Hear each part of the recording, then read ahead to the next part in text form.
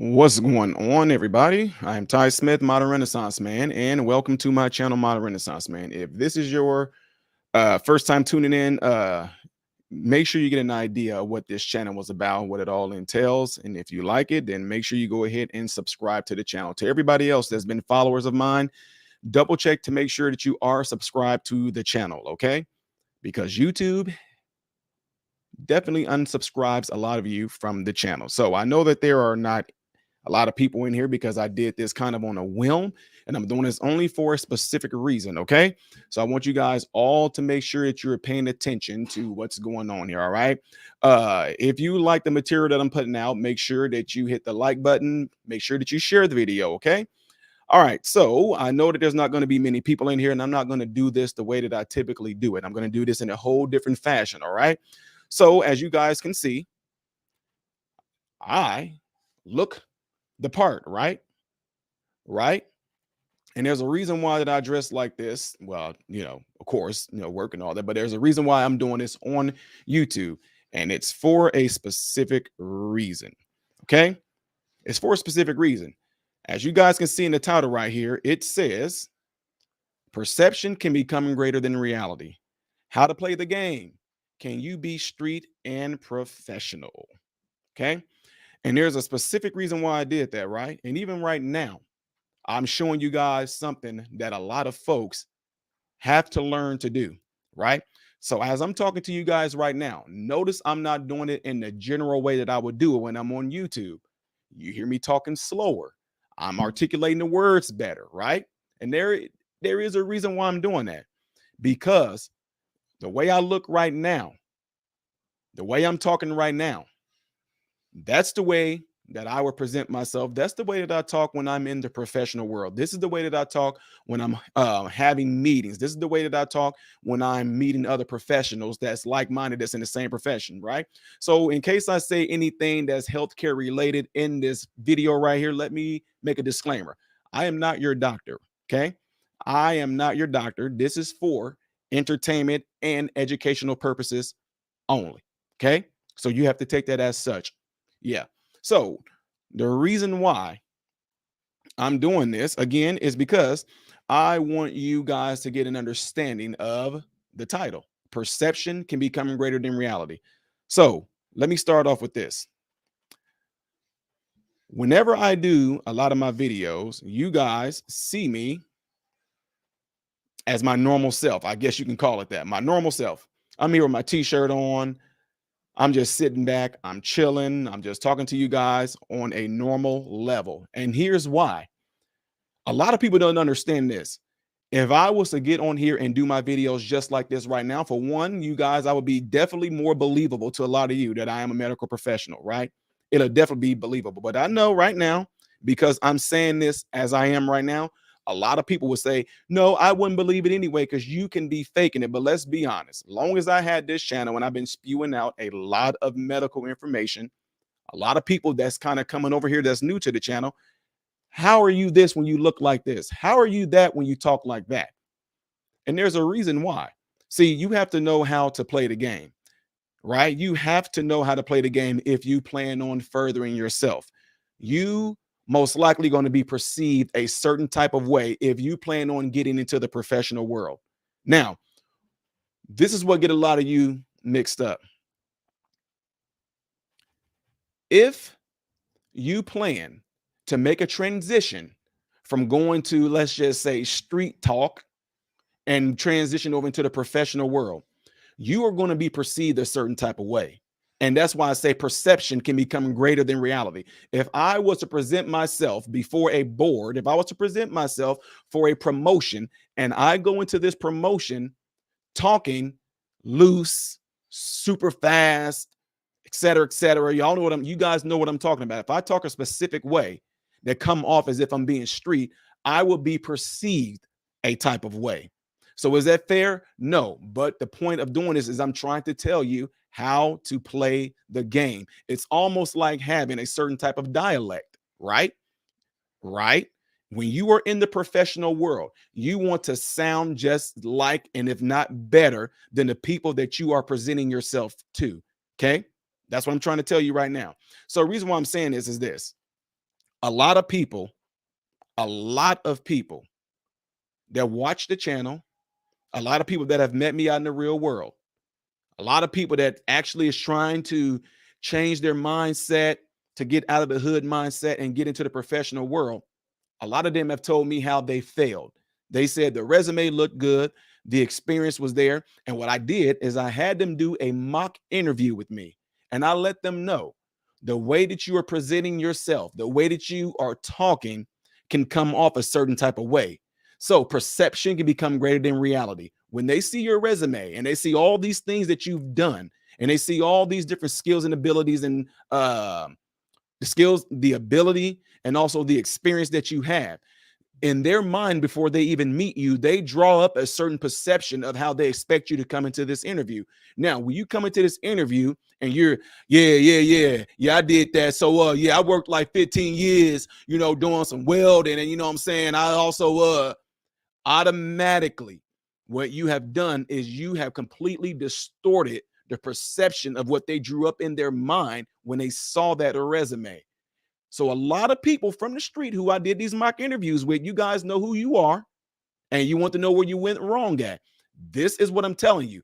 Some of you fired back at me and said, I am not going to change who I am for the man. And yet here you are, jobless. I'm not going to change my demeanor and the way that I talk so I can sound like a white person. That's why you're still there and you're jobless. And I emailed you guys, and when I did the one-on-one with you, I'm not saying anything different than what I've told you. And you guys don't have to know who it is. You don't have to know who it is that I'm talking about.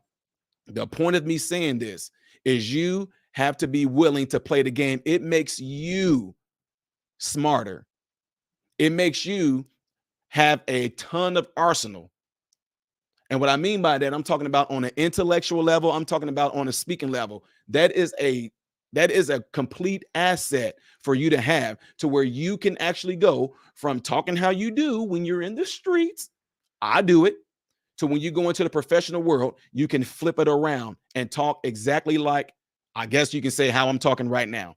So, do you honestly think that when I go and I'm talking before a board at an administrative meeting, that I go in there and I'm talking like, hey, yeah, so yeah, this one patient, I mean, she was tripping. I mean, she was going all over the place, you know what I'm saying? She was all and I was like, hey, yo, you need to chill out with all that noise. I ain't trying to hear all that noise. So this is what we're gonna do right here. We're gonna make sure that we're gonna tell, we're gonna let them know that you need some volume. I'm gonna tell the nurse you need some volume so you can kind of calm all that down, because I ain't trying to hear all that noise right now. You know what I'm saying? What do you think? What do you think would happen should I talk like that to patients? What do you think would happen should I present myself like that before the board? They would literally say, yeah, this is not good right here. This is how he's talking. This is his demeanor. This is actually going to make our company look a specific type of way. Now, what you like to do, you like to take what I'm saying to you right now and act like I'm not about to sit there and humble myself so I can act like, no. You're not humbling yourself so you can act like the white man. What you are doing, you are making yourself more professional, because you have to think in the long run. In a certain type of position, you have to represent the company that you're working for. Now, if this was a ghetto-fied, hood-fied, I'm just being honest with you. If this was a ghetto-fied, a hood-fied, project-fied type hospital, where everybody in the hospital, everybody in the nursing home, everybody in the outpatient clinic, everybody in the emergency clinics, if everybody talked like that and act like that, then okay, I get it. But what I'm telling you is that the way that you're going to be perceived can end up becoming greater than reality. So again, it's not that you're trying to act like this. It's not that you're trying to act like that. What are you doing? You are switching your dialect to fit the professionalism of the company or the administration or the board or the meeting that you are on. And that's for a specific reason, because you want to keep this, you want to have this particular type of reputation for the company that you represent. You want them to see you as, this guy really knows his stuff. Although you still may know your stuff, but the way that you present it, the way that your attitude is, your demeanor, all of that matters. Okay. So that's why you have to know how to play the game. Can you be professional and can you still be street? Yes, you can.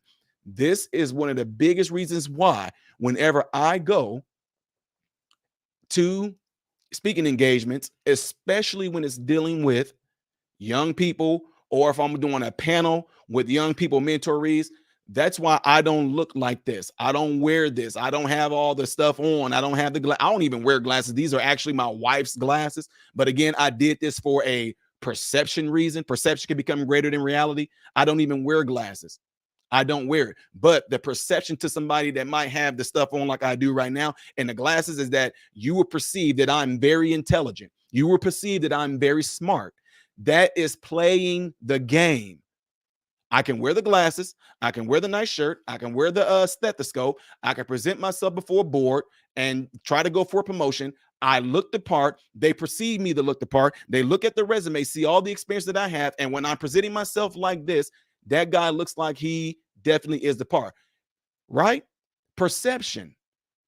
The perception is greater than reality, right? They perceive that based off how I look and the glasses and everything that and although you are intelligent, but if I was to take these glasses off, take this shirt off and just have my basic t-shirt on and I go before that same board, they're going to have a different type of perception about me. Point is, perception can become greater than reality. The reality is I have 20/10 vision. I don't need glasses. But the perception is because he wears glasses and he's talking a particular type of way, he definitely looks the part.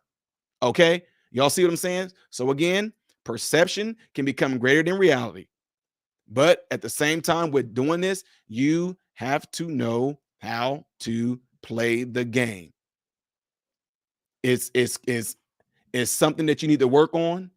It's something that you can just go and watch movies. And I don't care. Listen, you can say what you want to, but it makes you that much more masterful. It makes you that much more crafty. It makes you that much more better of a person that you're able to actually watch videos upon videos of people in certain type of positions and you emulate how they talk. You're imitating how they talk. You're imitating how they're presenting themselves. And when you learn that craft and take that out into the real world, you're using that to level up. Now, I understand you feel that it should be where you can go into the professional world and you're able to talk how you want to and present yourself how you want to. But the reality is, you can't. You cannot. So, in the end, you may think, I'm not changing for nobody. See, I'm true to myself. But who's suffering? Because guess what? Those people will find someone in place of you who will present themselves as a professional and carry themselves on as a professional. All along, you're sitting back at home, still trying to come up with the excuse, I can't get no job. They won't hire me because I'm black.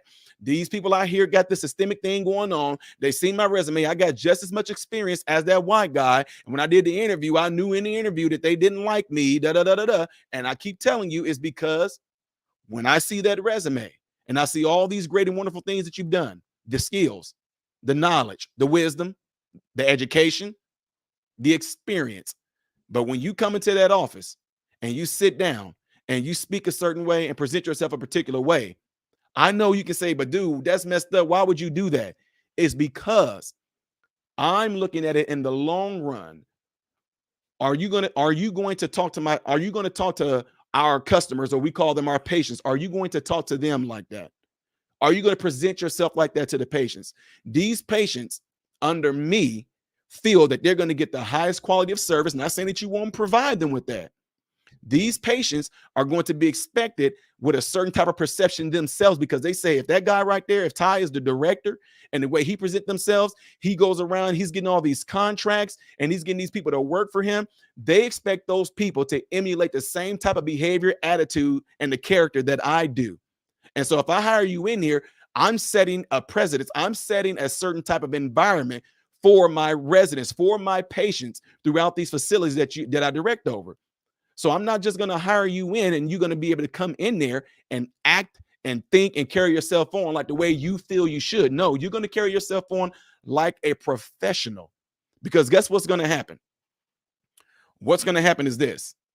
If I let you get in there and you're able to talk how you want to, and this goes for white people too. This don't just go for black people, because there's white people that talk a particular type of way. There are black people that talk a particular type of way. You can call it trailer park talk. You can call it hood talk. You can call it white trash talk. You can call it ghetto talk. You can call it whatever you want to. The point is, if I hire you into these certain positions and you're able to come in there and carry yourself a specific type of way, it's going to think that anybody else that gets hired in there can do the same thing you do, and it's going to give us a bad look. And I don't want that. When it all comes down to it, we all do this talk about how we just trying to make that money. Well, guess what? You're going to get in the way of me making money, is what you're going to do. And I'm not going to let anybody get in the way of me profiting. You all know what I'm saying? So you have to know how to play the game. Playing the game has nothing to do with who you are and what you are when you're around your family and friends. We all do it. No, I don't.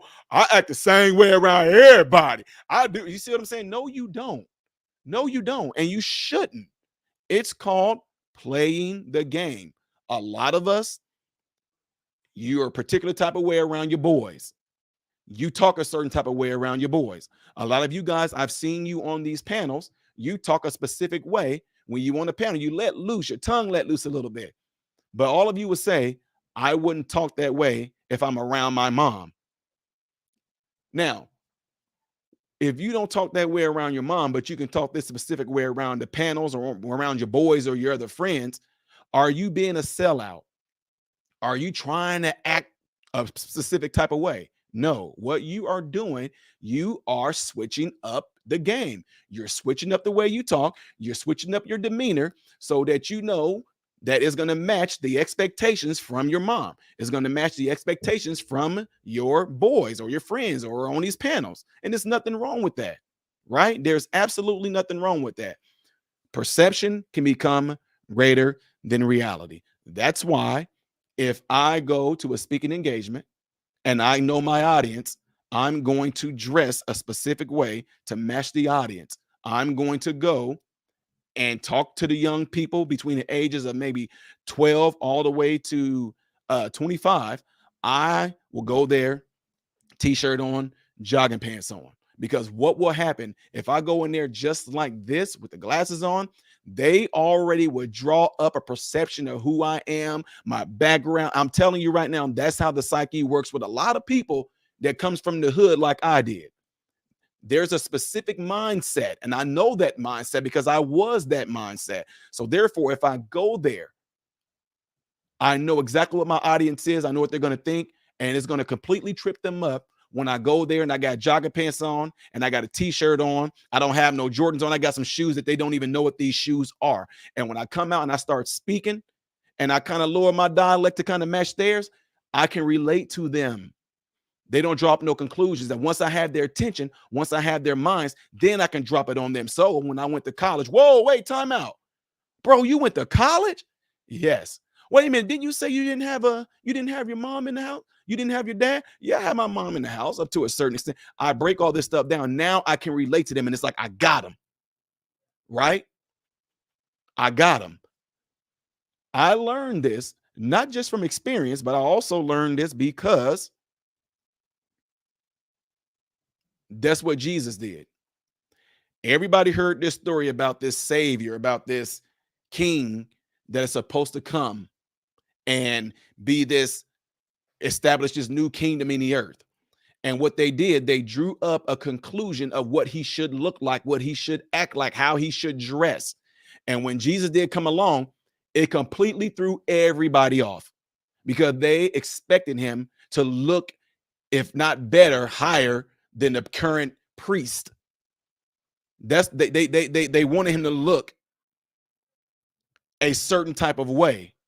Now, this savior that's supposed to come, he's going to be healing people. He's going to establish this kingdom. He's going to be the cornerstone. He's going to be the rock. He's going to be the answer to many people's prayers. They drew up this conclusion in their mind. They drew up this perception of how Jesus should look when he comes. They drew up this perception of how he should carry himself. They drew up this perception of what type of animal he should be riding in town on. They drew up this perception of what type of people is going to be around him. And Jesus came and was completely the opposite of their perception. Perception can become greater than reality. They perceive Jesus to be this particular type of way, but the reality is Jesus looked like any other person. The man was a carpenter. He got his hands dirty. He didn't look the best like they thought he would. The Bible even describes him as he was a man that nobody would look upon him to desire him. And not only that, the people that he surrounded himself with was almost like him, fishermen. You know what I'm saying? He went and got fishermen. That ain't, man, nah. That can't be the guy that they prophesied with in the Bible. I mean, look at him. Isn't that Mary's son? I mean, what is isn't this the guy that make chairs? Isn't this the guy? Matter of fact, come to think of it, he made my table. This supposed to be the guy? Look at him. His clothes are dirty. And last time I checked, they don't have any horses. This is him. Now, wait a minute. Why is this crowd of people following this guy? This guy has people deceived. Don't they know that this is the way that don't they know that this is the way that he's supposed to look? All along, Jesus is doing exactly what was prophesied. Jesus is coming along. He's healing people. He's making people whole. He's performing all types of miracles. He's speaking word and life into people that's completely life-changing. And yet at the same time, all because of the perception that these people drew up about Jesus, they still could not believe it. They still refused to believe that it was him because perception became greater than reality in these people's minds. But Jesus knew what his mission was. He said, I came not to heal the people who are whole. I came to heal the people who are sick. And he wasn't just talking about on a physical level. He was talking about on a spiritual level and on an emotional level. And when he came and did those things, people still tried to just say, this cannot be it. That can't be. And this is the issue that a lot of us have. You are allowing perception to become greater than reality. A lot of people, because of this look that I have right now, if I was to go onto panels and I sat back on these panels and I spoke like I'm doing right now, all because of the way that I look and the glasses and everything that I have on, they are more open to receive me as a healthcare professional than when I'm just on here with my t-shirt on and just talking, lowering my articulation, just talking to you guys like I can relate to you. And then the minute I drop this education on them about the medicine and everything, then all of a sudden, hey, no, bro, come on now. Dude, you don't have no degrees, man. You lying about show us. And see, then they want to do all these things. Show us your degrees. Show it to us if you're real. Guess what they did? Guess what they did with Jesus? The same exact thing. You telling me you the son of God. Oh my God. Here, dude, look at you. Look at you. But see, Jesus knew his mission, just like I know my mission. My mission is not to come here and convince any of you that I got 2 degrees. If I didn't have the degrees, I wouldn't be able to do the job that I'm doing right now. I wouldn't be able to be a director. I wouldn't be able to be over all these facilities and trying to get contracts with other hospitals and nursing homes. I wouldn't be able to do that. Well, but just like Jesus, the only people I care about, the people that live between Chicago and in the St. Louis area and even in Florida, they know what I am. The people that are around me, the people that see me moving and working in these facilities in the city, they know what I am. They know what I do. They can see it. My patients that are subscribers on here will get in here and say, he is exactly what he said he is. And I saw him. And guess what a lot of people do? I still don't believe it. Y'all can be pawns. He can pay y'all to do that. Y'all can just be. See, that's the whole point. It does not matter whether you show them anything that you do. People will still find an excuse because perception has become greater than reality. They so wholly believe in the perception that they drew up about you that even if you show them the reality of it, they will not believe it. And that's why, if you are in a position like I am, do not waste your time trying to prove yourself to people. Only spend your time on helping those that are definitely being touched by you. Perception can become greater than reality. You have to know how to play the game. You can be professional and you can be street the same exact way. You can be professional in the professional world. You can turn that dialect down a little bit and you can go and be around people that grew up like you did, and you can relate to them as well. Perception can become greater than reality. Now, I just got done giving you guys an example of how when I go and I talk to, if I know my audience. Now, if I'm going to talk to, and I'm just going to be honest with you guys, if I know that I'm going to talk to some middle class people and rich people about being fathers and how to parent their kids, because I do this, I'm going to go dressed according to the crowd that I'm meeting there. I'm not, I mean, it depends. I'm not going to go there and have the t-shirt and the jogging pants on. Why not, Ty? I mean, because you know you're not getting it. You're not understanding it. You have to know how to play the game. I might go there with some khaki pants on and a polo shirt on.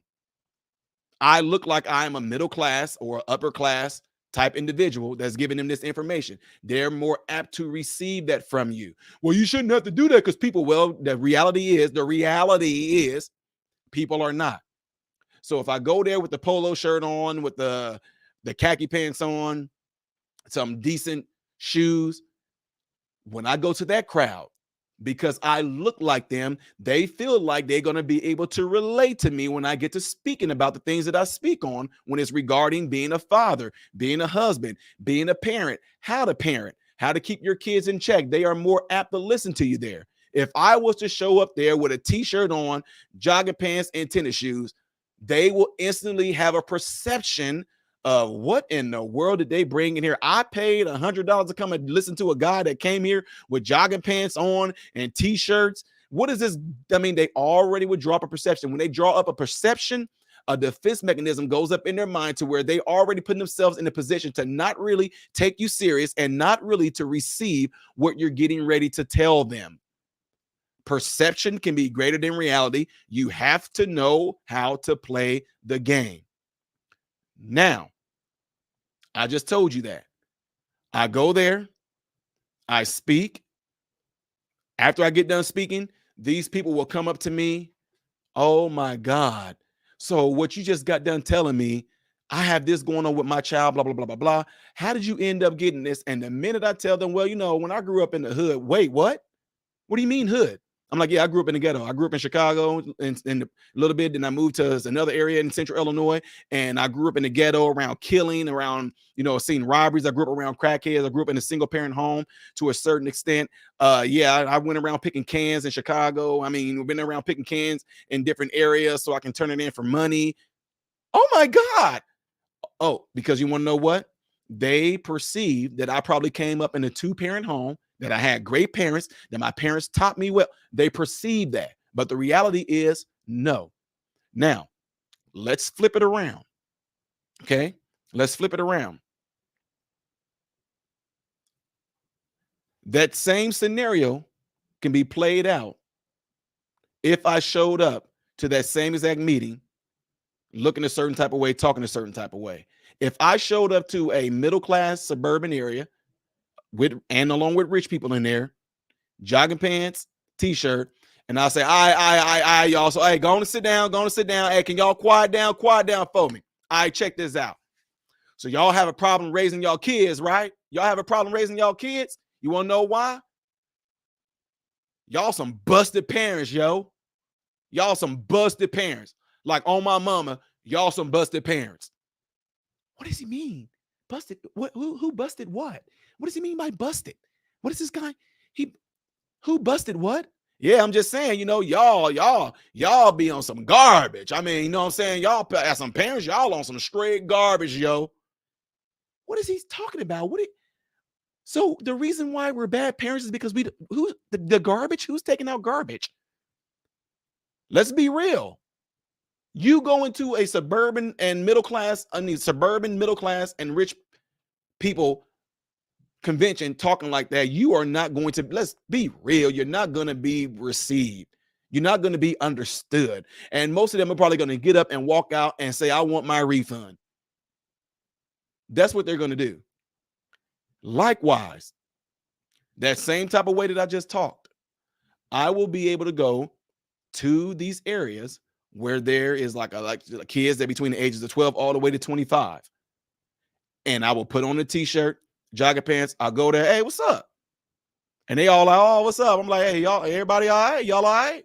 All right. So check this out.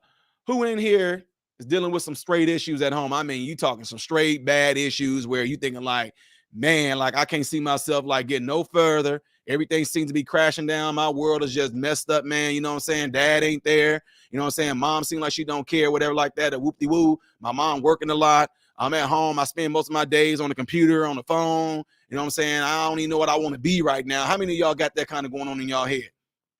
They raise their hands. The way that I'm dressed and then the way that I lower my dialect to fit theirs, they instantly relate to it. There's nothing wrong with doing that. You just have to know how to play the game. Now, when you do this, do you know how great that is for you as a person, that you have the ability to switch it up like that? You have the ability to switch it up. Go straight from a professional, then drop it down and go straight to being a relatable person to the people, your audience. And then you know what gets even better? It turns into a skill that you have to pick up because it's going to be used. So a lot of our mentorees and our mentees, we had this after school program me and my wife had, and it was called YES. And it stood for Youth Excelling in Scholastics, right? And that's one of the main things that we taught them, that you don't have to change up your dialect when you're around family and everything like that. But when you go out there into the professional world and you're looking to get a job and you're looking to level up, you're not going to be able to stay talking the way that you do when you're around your parents or your homies or your girls or your boys. You're not going to be able to do that. So now that we know that, get that out the way. You are not going to argue with me. You are not going to argue with me. Well, I cannot. Look, we just get it out the way, deal with it. Even if you feel that it's fair, if it's not, it does not matter. You're going to have to deal with the reality that this is what you're going to have to do to level up. That's it. I had a lot of people who thought that they didn't get picked because of their race. A lot of people. I've had people that whenever you did an interview, they came in as, oh shoot, oh man, that's crazy. You a brother? Instantly turned off. I've had people that when I go like the facilities that I work in, I've had people that whenever somebody said, hey, I need you to go, let's just say, for example, if a director of nursing told one of the CNAs who might turn out to be a black male, if she said, hey, I need you to go take this to Ty Smith, he's the director, and he's in that room, da-da-da-da. When he comes to bring me that paper, he comes in there, oh, shoot, hey, what's up, man? What's up, brother? I'm like, how are you? Oh, man, we got a black guy. You the director, bro? What, man? That's what's up, man. Yes, I am. So did Jackie tell you to bring me these? And did she say specifically what it is that she wanted me to do? She said, but hey, man, that's what's up, man. You know, hey, I gotta ask you something, man. Hey, man, what can I do, man? You know what I'm saying? Like, if I'm trying to get myself. Well, first of all, what you're gonna have to do is you're gonna have to stop acting like that and talking like that. Oh man, you tripping, man. You tripping. You asked me, I told you. If you don't want to move further on, then this conversation is gonna stop right now. That's it. You have a great day. I'm not gonna sit here and play with it. I'm not gonna do that. Now, Roller Skater Texas Girl with the $50 super chat. God bless you for that, sis. Thank you for that. Really, really, really appreciate that. Really, really appreciate that. Shout out to Roller Skater Texas Girl, folks, y'all. Shout her out. Tell her thank you. Thank you. Thank you. So that's what I'm saying. What people don't like is this. People like myself, my wife, when I met my wife already spoke professional. She spoke professional already. That was one of the things that she's really sweet. And that's one of the things that definitely attracted to me right from the jump. I knew what type of woman that I wanted. My wife speaks professional, she speaks proper, and she's sweetly. And that's what I like. I was instantly drawn to that. Now, if I would have met my wife, she could still be the sweet individual that she is. But if my wife was all like, yeah, I be seeing you up there playing the keyboard. I be seeing you. Yeah. And I'm like, oh, yeah, he cute. He cute and all. You know what I'm saying? He cute and all. No, no, no. But Ty, you said perception can become greater than reality. Yeah. Reality is she might be a sweet girl, but be based off of how she was talking to me, the perception is so it can mess things up. But thank God also perception can be my wife was sweet, but y'all can say, okay, you said your wife was sweet, she's professional. Now, what if what? What if she's professional, but then when you got to vetting her, she was actually ghetto? And then I would have found out. Again, I'm agreeing. Perception is greater than reality. That's why you vet them to see if she really is professional, like like I'm perceiving that she is, right? So it can be either way. But the whole point of this is this: know who you are as an individual and know what you want, and whatever it is that you claim and that you want with your mouth, are you really going to do those things to get what you want? Are you really going to put your hands to the plow to do what you need to do? Are you really going to do things that you need to do in order to actually take care of your family? That's what it's about. I'm not about to sit here and change myself. And you're not changing yourself. Understand this. I'm going to keep on saying this. You are not changing yourself. All you're doing is changing your dialect. That's all you're doing. You're only changing your dialect. That's it. I'm not trying to tell you that, man, you're trying to change me, Ty, man. You're trying to change who I am. No, I'm not. All I'm telling you, I'm trying to give you the game. I'm trying to teach you how to play the game. I'm trying to teach you how to win. If I am thinking about going to another facility that I know that I can possibly increase their profits, if I am thinking about taking on another facility and letting them know, hey, I see, if I go in there and talk to the administrator and I say, hey, in this particular area right here, can you tell me, that's if you want to share this with me, can you tell me what you guys' profit is in this area? If they say, oh, our profit is X, Y, and Z, and I told them, hey, this is who I represent. This is the group that I'm with. And based off of what you're telling me and the number of beds you have here, I can actually increase that by 25%. Okay, well, I'll tell you what, we're going to have a meeting. We're going to do this, and we want you to sit down and tell us and present it before us how you can increase these profits. I go in there, boom. I let them know. So this is how I operate. I hire in these particular type of people. Whenever these people come to the facility, this is what they're going to expect from us. They're going to expect professionalism. They're going to expect us to be nice. We're going to make sure that they're taken care of. We are going to be right on top of it. Matter of fact, we already like to get their information before they even admit to the building. By the time they admit to the building, I'm already going to have people lined up to get ready to go in there and see them like within that day, with at least within 24 hours within the patient coming to the facility. We're going to make sure that they get taken care of, evaluated, the whole nine. We're going to have face covers, going to have cover sheet and everything right when they get into that facility. And we're going to present them and we're going to present ourselves in such a way that where these people are not going to want to go and get treatment from nowhere else. And should they actually leave the facility and they discharge, we want them to stay with our services outpatient wise. This is what I present. And when we do that, I let the people that are under me know, hey, when these people come in, I need them to be taken care of within 24 hours. And when you get done doing that, come back to me and let me know. If you cannot make it there to do it, let me know. Boom. These people are, whoa, okay, well, I tell you what, we'll see how this works. We'll see how this goes. And I'm the type of individual where I stay on top of everything. I'm calling, hey, you guys are anticipating somebody admitting when? Oh, they're going to be coming in tomorrow around 4 o'clock. The next day, 3:30, I'm talking with the administrator. Them, hey, is that person still going to admit? I need to know this because if they are, I'm going to have somebody there to evaluate them. Boom. They, whoa, this dude is really on it, like, woo. And then when that person do admit, I'm talking to my clinicians and I'm saying to them, hey, did you go in there and get that person taken care of? Yeah.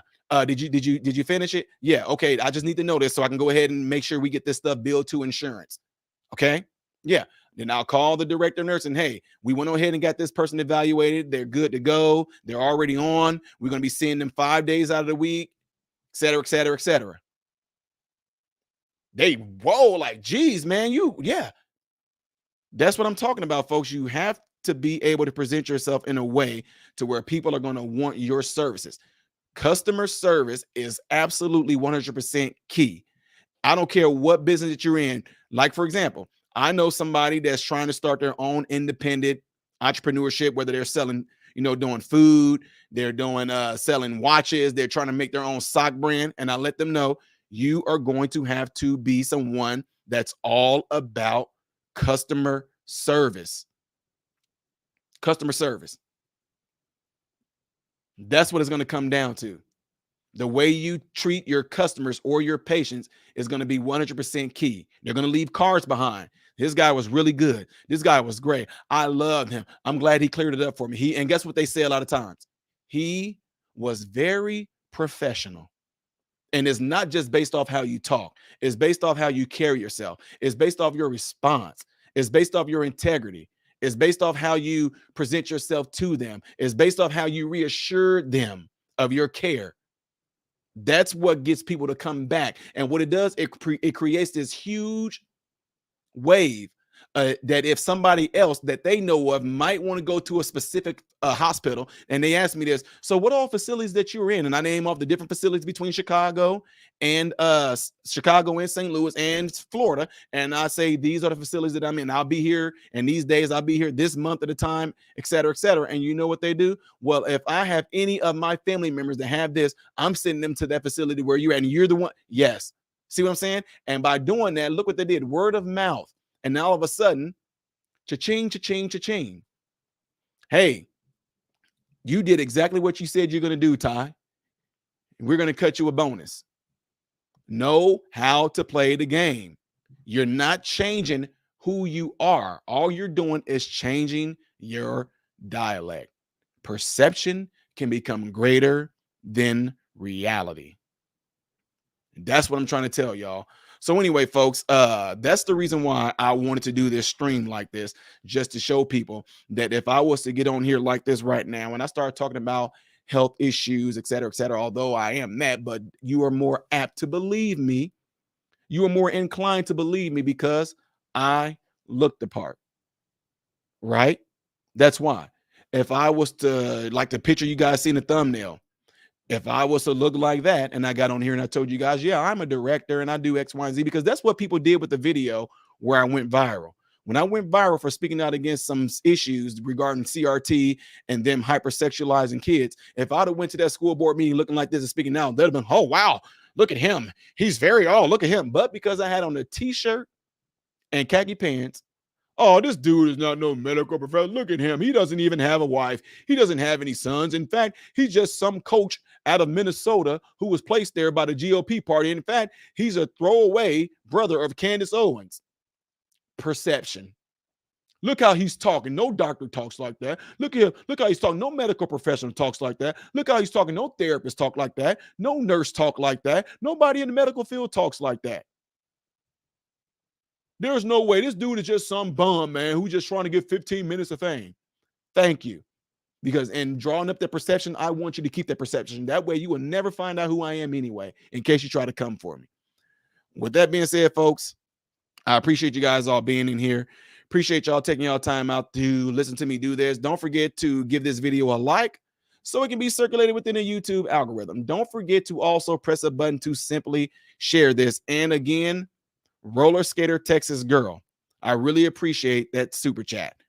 But in the future, in the future, I would rather you cash app that to me, because the way YouTube demonetize everything that I do, I'd rather receive, or you can do it through PayPal as well. I'd rather receive it through PayPal or Cash App. That way I get it and YouTube doesn't get a cut out of it. I don't want to give YouTube nothing. But at the same time, still, God bless you for doing that. Folks, y'all know what to do. You know what to do from now on, right? I am Ty Smith, Modern Renaissance Man, and I hope and pray that every last one of you guys have food, shelter, and clothing. And most of all, I pray that every last one of you guys are in great health, mentally, physically, emotionally, and spiritually. God bless you all through Jesus.